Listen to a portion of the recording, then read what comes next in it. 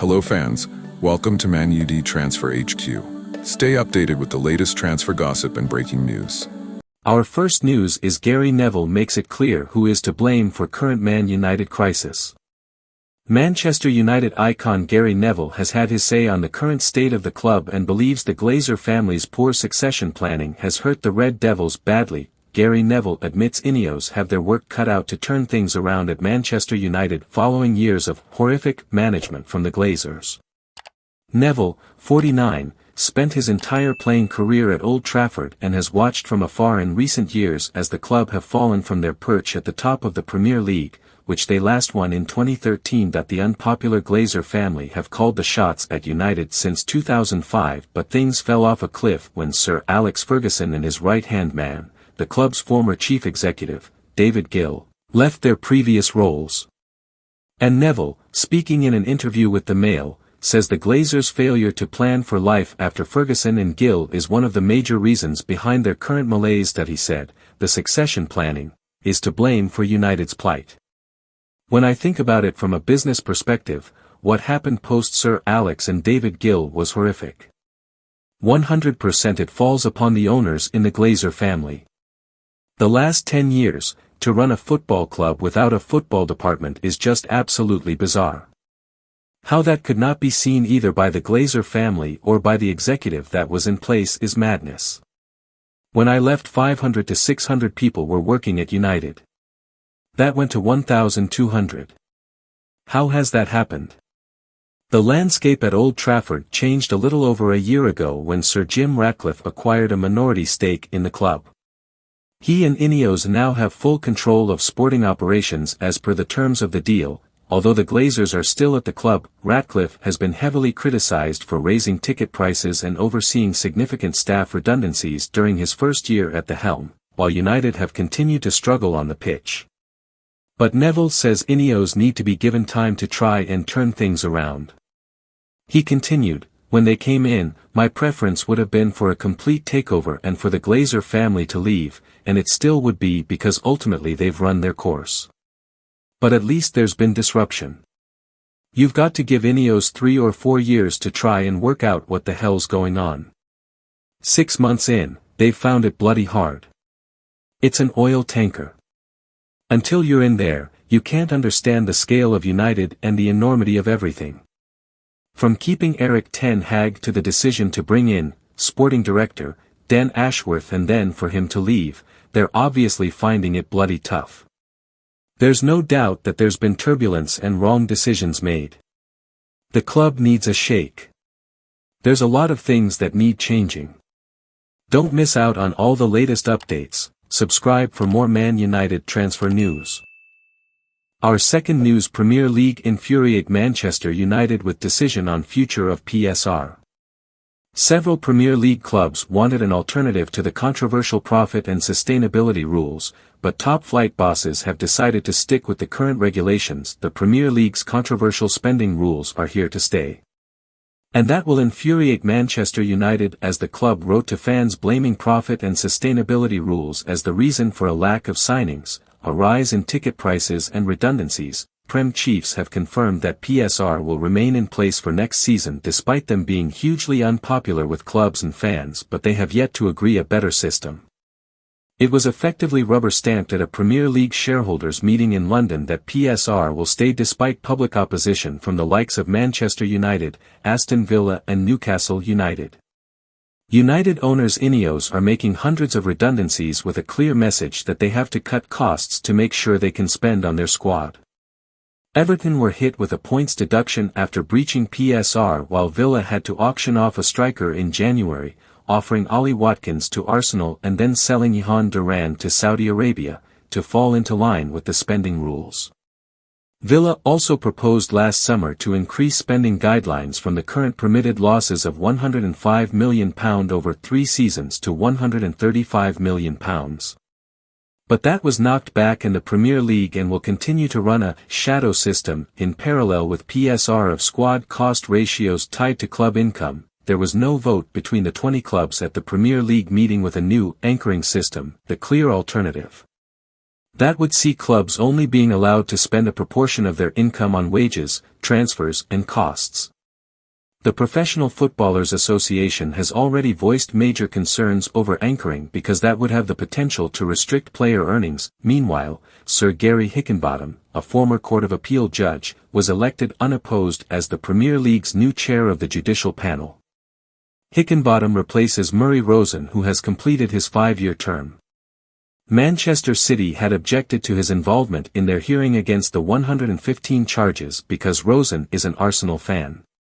Meanwhile, Sir Gary Hickenbottom, a former Court of Appeal judge, was elected unopposed as the Premier League's new chair of the judicial panel.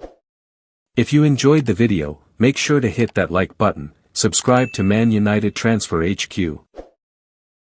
Our third news is Man United exile Antony sends another clear message to Ruben Amorim. Antony was allowed to leave Manchester United on loan during the winter transfer window and has been enjoying his football a lot more since linking up with Real Betis.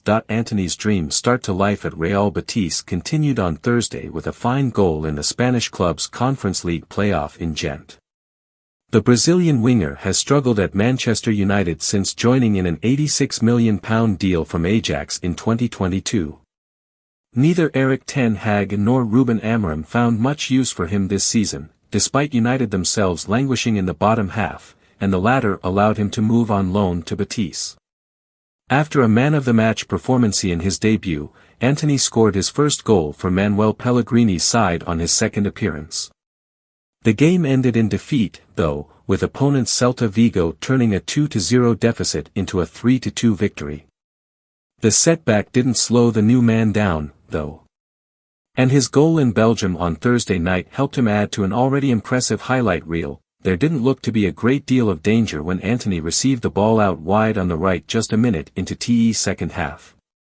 However, he was able to spin away from 2 Gent defenders before curling the ball out of reach of home goalkeeper Davy Rofe. His ability to perform away from Old Trafford didn't go unnoticed on social media. "Look at how you switch up, now he doesn't play for United," one fan wrote.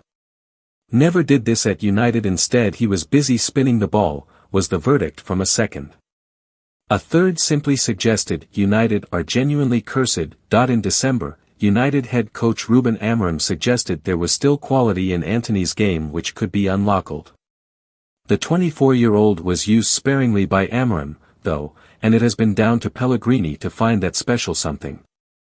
"He needs more confidence," Amorim said after United's Carabao Cup exit against Tottenham. "If you remember the Antony at Ajax, he lacks a little bit of confidence to go 1v1, so he will improve. But he's working really hard, he's trying. He's playing more inside than outside, especially in this game, against Tottenham. You have to do that to work really hard, and that will help him to be a better player." Betis saw a second goal disallowed not too long after Antony's, with Ez Abd ruled to have handled before firing home. It was 2-0 with less than 20 minutes remaining, though, with Antony playing a part in the build-up before Cedric Bakambu found the net, and Sergi Altamira later came off the bench to make it 3. If you enjoyed the video, make sure to hit that like button, subscribe to Man United Transfer HQ. Our last news is Sir Jim Ratcliffe holds talks with Man United fans over ticket prices amid fury at huge hike. Manchester United supporters have held a meeting with Sir Jim Ratcliffe to discuss the prospect of increases to ticket prices as the Ineos chief is warned against further hikes. Sir Jim Ratcliffe has held talks with Manchester United fans over ticket price rises, with supporters making it clear his strategy will only alienate the fanbase. The Ineos chief has stressed the need to increase revenue streams, but those who attend Old Trafford have cautioned him against using them to fuel it. They held a meeting on Thursday at Carrington where the 72-year-old spoke with the fan advisory board to hear supporters' views. United are weighing up how much to charge for season tickets next season. This comes after the controversial decision to increase the ticket prices for the current campaign and axe concession and senior admissions. The Daily Mail reports that while no concrete decisions were made during the discussions, fan representatives were clear in their view that Ratcliffe should tread carefully over putting up ticket prices. The Fan Advisory Board were keen to underline how pushing through major decisions on tickets without consultation, as they did with the rise to £66, would be counterproductive and only alienate the fan base. A protest was held before a home game this year as fans voiced their concern. During United's win at Fulham last month, the away end voiced their anger at Ratcliffe, calling him a and comparing him to the Glazer family, who have been public enemy number one for years. It is understood that Ratcliffe took the opinions of the 13 fans on board. Supporters themselves also listened to his views on the financial challenges posed by the club, but they made it clear that easing their losses by using fans would be the wrong move. United's financial issues have seen Ratcliffe and Ineos make 250 jobs at the club redundant, and it has been reported that another 100+ staff are set to be made redundant to free up money for first-team spending. The club have also cut a number of staff benefits that were previously enjoyed. Ruben Amorim's side are currently 13th in the Premier League table and face the prospect of missing out on European football come the end of the season.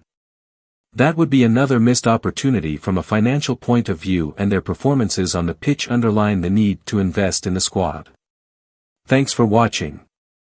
If you enjoyed the video, make sure to hit that like button, subscribe to Man United Transfer HQ, and turn on notifications so you're always in the loop with the latest transfer news and rumors. One more thing, what are your thoughts on these updates? Comment below.